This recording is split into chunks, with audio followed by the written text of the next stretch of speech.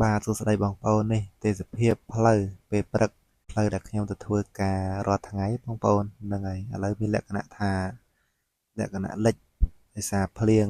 ជាញឹកញាប់រាល់ថ្ងៃបងប្អូនយើងអត់អាចបន្ទោសទៅលើផ្លូវទេបងប្អូនដោយសារភ្លៀងពេករាល់ថ្ងៃហើយដល់ពេលចឹងផ្លូវគ្នាទ្រាំអីនឹងលិចហើយលិចទឹកទៀតហើយបងប្អូនហើយលិចទឹកទៀតហើយនេះផ្លូវធ្វើការអញ្ចឹងណាមិនដូចនេះទេណាផ្លូវធ្វើការមិនដូចផ្លូវទៅរកអីទេផ្លូវទៅរកលុយហ្នឹងហើយផ្លូវទៅរកលុយអញ្ចឹងណាបងប្អូននេះផ្លូវក្រោយភូមិក្រោយភូមិក្រោយរោងចក្រអញ្ចឹងណាហើយលិចហើយបងប្អូនបំហើយនេះមិនម៉េចយើងអ្នកស្រែភ្លៀងមកអញ្ចឹងត្រូវអាលិចអញ្ចឹងហ្នឹងយើងមិនមែនដេកនៅជនបទតែប៉ុណ្្នឹងឯងបងប្អូនអើយជាស្រេចមើលទៅហើយសម្រាប់ផ្លូវមួយខ្សែនេះកាលដើមឡើយឆ្នាំ2023ក៏ពិបាកដែរបងប្អូនតែឥឡូវនេះបានសាងសង់ថ្មីគឺបានធ្វើថ្មីបងប្អូនគឺអមនឹងទេសភាពគឺស្អាតមែនតើផ្លូវនេះហើយបងប្អូនអាចមកទស្សនាមកលេងបានថតរូបផ្តិតរូបអនុស្សាវរីយ៍អីបានគឺថាផ្លូវនេះក្រាលគ្រួសក្រហមបងប្អូនគឺស្អាតទេសភាពតាមផ្លូវអមដោយវាលស្រែហ្នឹងហើយស្អាតមែនតើបងប្អូនអាចមកទស្សនាបាន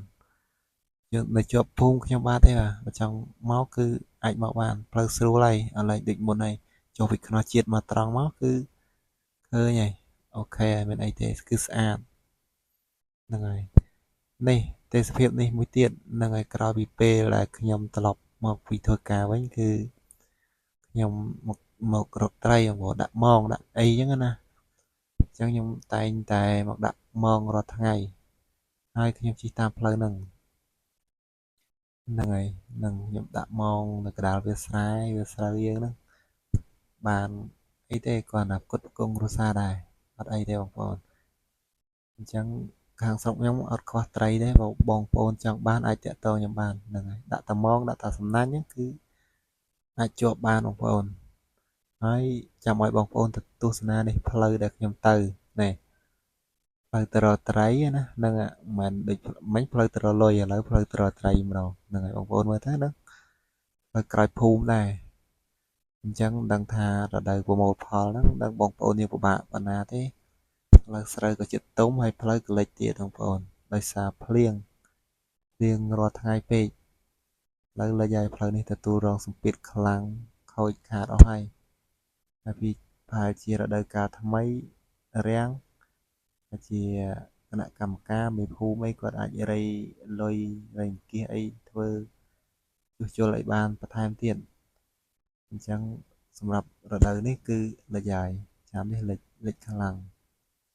ជិះអីអត់កើតទេបងប្អូនមើលទៅម៉ូតូខ្ញុំទៅមុខលេងរួចហើយក៏អាណិតម៉ូតូដែរឡើងជិះទៅហើយសុខចិត្តដើរឆ្ងាយបងប្អូនហ្នឹងហើយចំណាយពេលកន្លះម៉ោងទៅ1ម៉ោងបានដល់កន្លែងដាក់ម៉ោងអញ្ចឹងបងប្អូនមើលទៅទេសភាពស្អាតប៉ុន្តែផ្លូវយើងរឿងយ៉ាប់បន្តិចពិបាកហើយ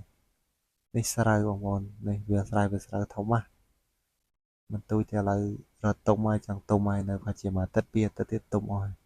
នេះហើយសូមមើលទៅទេសភាពនេះមេឃងាកឡើងដល់ហើយបងប្អូនហ្នឹងមកងឹតចឹងរហូតហើយស្រូវមើលទៅបងប្អូនស្រូវរាប់រយហិកតាចេញអស់ហើយបងប្អូនហើយភ្លៀងមករាល់ថ្ងៃចឹងមិនដឹងថាយ៉ាងណាទេហើយសូមអរគុណបងប្អូនដែលទស្សនាវីដេអូនេះពីដើមដល់ចប់បាទសូមអរគុណ